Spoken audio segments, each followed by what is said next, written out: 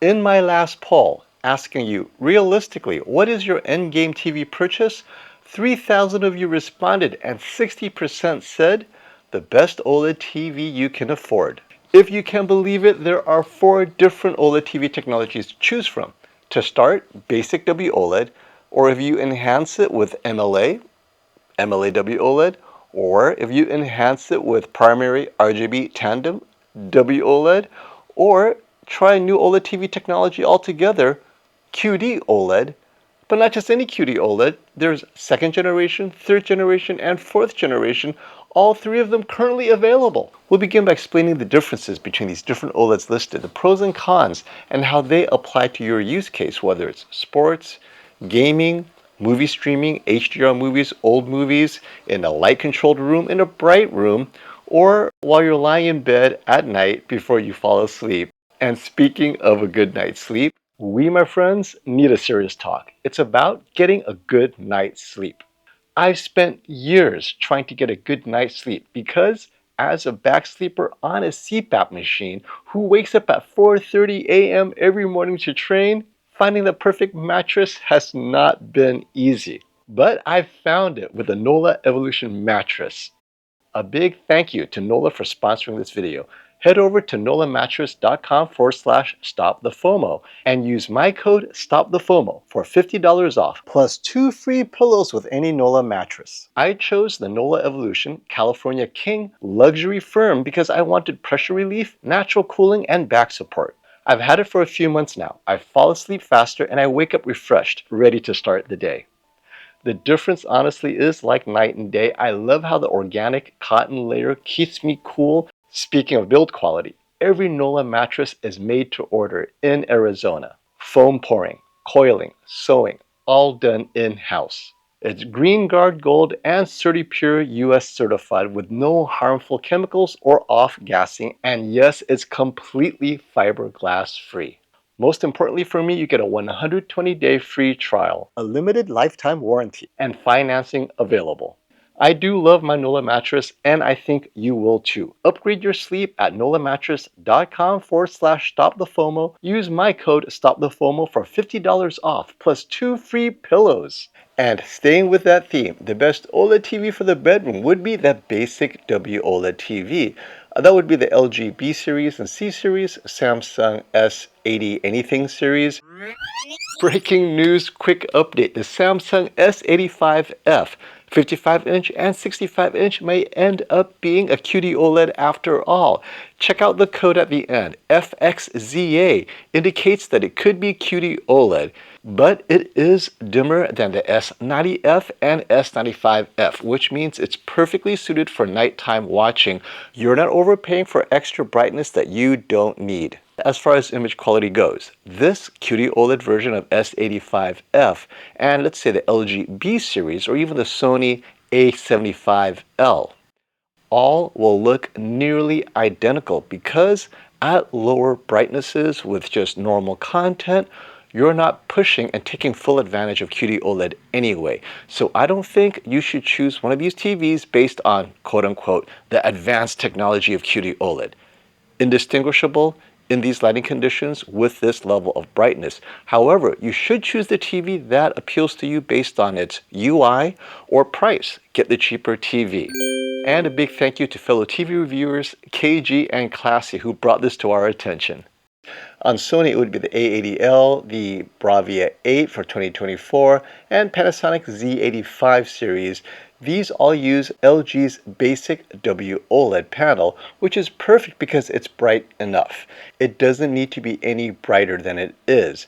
As a matter of fact, the difference in brightness between, let's say, the LG B series and the C series, minimal. What you're getting with the C series is slightly brighter. More importantly, it's more of the gaming features that some people want on the C series. I think image quality wise, they're too close, and especially for the bedroom, the B series is fine. Same with the Sony, the Bravia 8, the A80L, the A75L. Although the Bravia 8 might be slightly brighter, for the bedroom, it's completely fine. We're talking very close in brightness, as well as the Samsung S85F or S85D. All of these TVs for bedroom nighttime watching is absolutely bright enough. Which takes us to the whole reason for WOLED. That W is the white subpixel that prevents it from burning in, because the WOLED allows the TV to get bright while minimizing burn-in. And there is an issue with the white subpixel, and as we'll get to the enhancements later, it tries to offset those limitations. The W, the white subpixel, gets the TV brighter, lowers the risk of burn-in, however, it dilutes the color. That white takes away some of the color, right? And of course, it also uses a color filter. So the white subpixel plus a color filter, brighter, yes, but the color saturation is its weak point, and absolute brightness is also a weakness if you need it. And again, in the bedroom, I don't think you need it. But let's say you do need that brightness, right? Bright HDR impact, because you watch those kind of movies. Alpha, Pan, Mad Max Fury Road, right? You want impact in your movies, or you want bright sports. You watch hockey, and the full field white WOLED, the basic WOLED, simply cannot keep up. You need it bright because you have a bright room and you need to fight that ambient light, or you like to game, bright gaming, right? You want it as bright as possible. You want the color luminance to keep up with that brightness. WOLED is not the solution. You have 3 enhancements to OLED to make it brighter.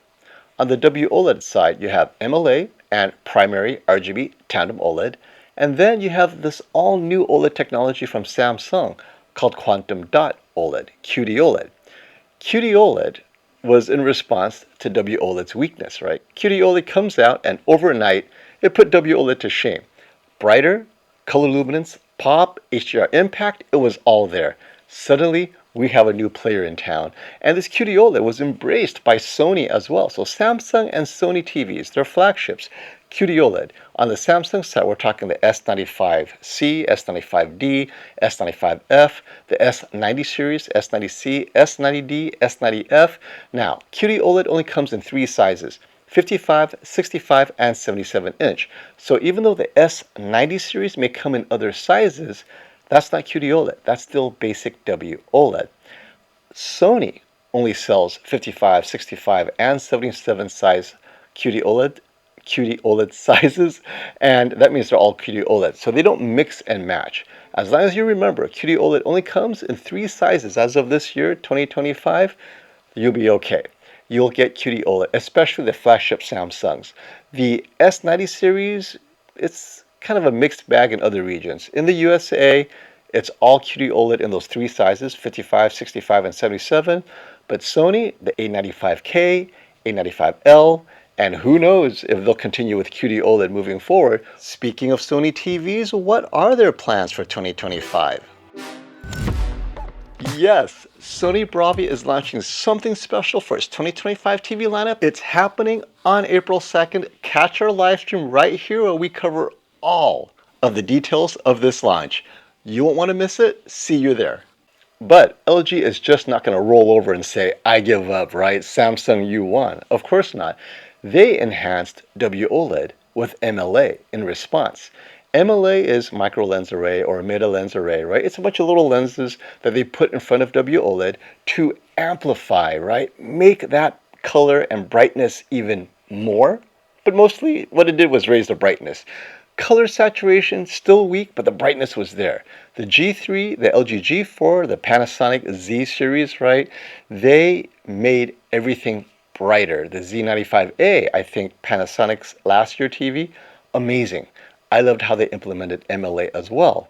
So MLA raised the brightness of LG's basic WOLED, but how does it perform against QD-OLED? Apparently, not good enough, because only after 2 generations of G3 and G4, LG Display decided, you know what, let's scrap MLA. We're going to make it better. Let's call it this new technology, primary RGB Tandem WOLED. So they got rid of the MLA, right? No more meta lens array. And instead they added additional stacks of color, green, blue, whatever, right? Just to give it more color saturation. It was formerly called like a 4-layer stack something. Now they call it primary RGB Tandem OLED, but ultimately make this new version of WOLED brighter than ever. But this is still reserved only for the LG G series and the Panasonic this year Z95B. And well, with Sony, we'll see what they do. But essentially, anyone who uses this technology moving forward is getting a brighter WOLED. What about color? It's also better. Now, the distinction is it's better than the MLA G4 series, but still not quite as good as QD-OLED on the Samsung and the Sonys. Nevertheless, is that important to you? So we're going to start going into the model differences as well as how these OLED technologies actually differ and whether it applies to your use case. Lastly, well, QD-OLED every year improves itself to respond to LG's improvements, right? So LG introduces the G3, the G4, right? MLA. Samsung, of course, also improves its QD-OLED by generation. Every generation it iterates, it gets a little bit better. And so now you have 3 generations of QD-OLED for sale. The Sony A95L, many believe, is still 2nd generation. Although this may not be important because the Sony A95L was the king of TVs 2 years running, despite running on an older generation OLED. And then you have the 3rd generation OLED, which is on the S95D and the S90D.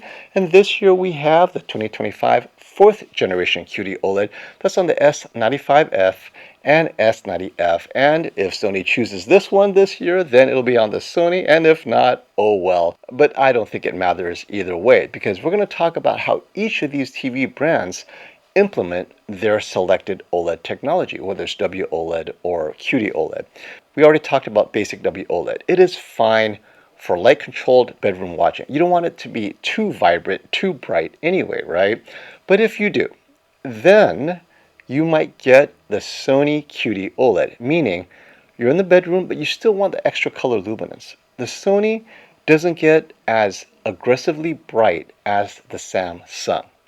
So keep that in mind. What Sony does is they, I would say diplomatically, their color science is all about skin tones and cinematic processing.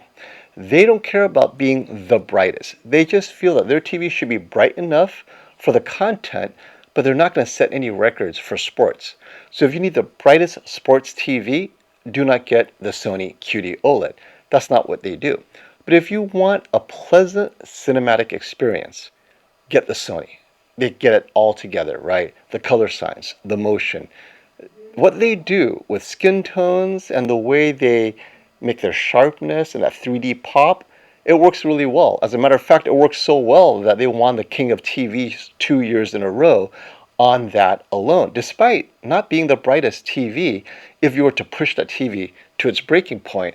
Whereas with the Samsung, you push it hard, it's going to deliver. And we're talking about the S95 series, right? The S90 series, they hold it back a little bit. So in a bedroom situation, I'd say a Sony QD-OLED is fine, not too bright. You might be overpaying though if you're not watching content that might benefit from QD-OLED. And that's why I recommended the LG B series. For most content in a dark room where you don't need the extra brightness, I think the B series will be very much indistinguishable from even the Sony QD-OLED, unless you prefer that Sony color skin tones. That's a different discussion. Then you can still get a Sony A80L. You don't need to get the Sony A95L, right? So we're back to the individual brand's implementation of the OLED. So let's pull it all together and talk about use cases now that we're talking about use cases. I think we could put the bedroom to bed. Let's move on to the next very popular use case, bright room sports. I highly recommend, if sports is your priority, go for size, then brightness, which would be the 83-inch LG G4. Easily the brightest OLED you can get. Now, the G5 can get a little bit brighter for sports, we know that, but it's quite a bit more expensive. So if you need absolute brightest, okay, get the G5. And the G5, I think at the brightest levels, the contrast is a little bit better than on MLA. The MLA WOLED, that bright white washes out some of that color. I believe. You lose too much color saturation in its brightest, vivid setting. On the G5, a lot of that color is preserved. So the highest performing bright OLED for sports would be the G5, but I think the G4 comes so close that if you're in a budget, start with the G4 and see if it's good enough for you, right? But ultimately, the G5 is all about, I would describe it as a V8 brute force Mustang, right? It still needs some sophistication. It lacks the QD-OLED's gentle touch in the darker areas. If you've seen the reviews, right, there are some complaints about the G5 maybe having a rough time coming out of black. Shadow detail might have issues. Now, it could be fixed in a firmware update. It may not. We don't know. Don't rely on that until we've confirmed that it is. And we'll also have comparisons against QD-OLED on April 12th. I'll try to post it here for you guys, right? So that you guys can watch all day, all content. Come on in, tell us what you want to watch so we can compare them side by side during the day, ambient light, at night. How does the anti-glare affect everything? Sports, movies, HDR, dark scenes, bright scenes. Are those dark scene issues with the G5 overstated? What movies do you think it will do well or do badly? And what about gaming? We're going to have a PC in there. Yes, Brian's going to bring his 4090. We're going to make sure these TVs are beat down by the end of the day. And it'll be a day-long thing. It'll be so much fun. So you guys can see, is there a real difference that's important to you? But then what about movie watching? Is the G4, G5 good enough for that? Let's call it HDR impact, because if it's just regular movie watching, we're talking, the Academy Award winning serious movies, skin tones, close up, right? Facial features, the pores, right? The sunlight on the bronze skin. You don't need the G4 or the G5 for that. You actually can get away with the Sony A95L, or actually any of these TVs could do it, right? You don't need that extra brightness power. As a matter of fact, if you don't like HDR, let's say you say to me, FOMO, I don't know what HDR is. I don't care about Dolby Vision. Just give me a good image. The A80L might be for you, right? So when we talk about brightness and HDR impact, that's when we start getting into the G3, G4, G5. Now, QD-OLED is not about absolute brightness. It's about color accuracy, color luminance, but that's only really seen in HDR content. So again, if HDR is not your thing, you may not even appreciate it. I think you'll see it in a QD-OLED personally. So I'd go with a Sony because you don't need absolute brightness like the A95L, but keep in mind that once you get to HDR brightness and that impact, you might reconsider, and this is where the G5 comes back to play. Which takes us to gaming. Which of these TVs are great for gaming? Well, if you're in a budget, get the LG B series, you're good to go. Great for console gaming in the bedroom. It's not super bright. If you want HDR impact, the super brightness that HDR games can get, well, obviously, don't get the B series, skip the C series, go straight to either the Samsung or the G4, G5, Samsung S95, S90, all are great. You definitely need to read reviews specific to your gaming rig and your games. Each TV excel in some games more than other, but generally speaking, if you want game color accuracy, get the LG. If you want some of the settings, some of the motion settings that's unique to Samsung, get the Samsung. I like the Samsung TV settings myself, so I normally game on the Samsung, but I think the LG looks great as well. I just don't need color accuracy to the same degree some people do. I just enjoy some of the motion settings on the Samsung better, but they're all great gaming TVs. You notice I haven't mentioned Sony. Sony is good enough, right? If you're a console gamer, it's fine. If you're a PC gamer though, the Samsung and the LG this year raised the refresh rate to 165 Hertz. That may make a difference for you. So if you're a 165 Hertz gamer, then you have to look at the G5 or the Samsung S95F.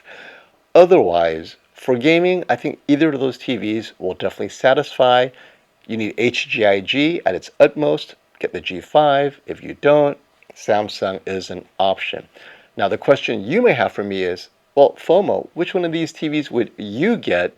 And I'll tell you right now, I'm looking at the G5 as my 2025 benchmark TV because I'm an HDR impact guy. I think that's the most difficult thing to get right is HDR impact, where you get bright and have color. And this year the G5 has gotten so much brighter with a little bit more color, I think it will exceed the S95F, but I might change my mind. Let me know what you want to know about these OLED TVs. If I haven't answered your question, which is the best OLED for you, ask below. Until next time, my friends, stop the FOMO.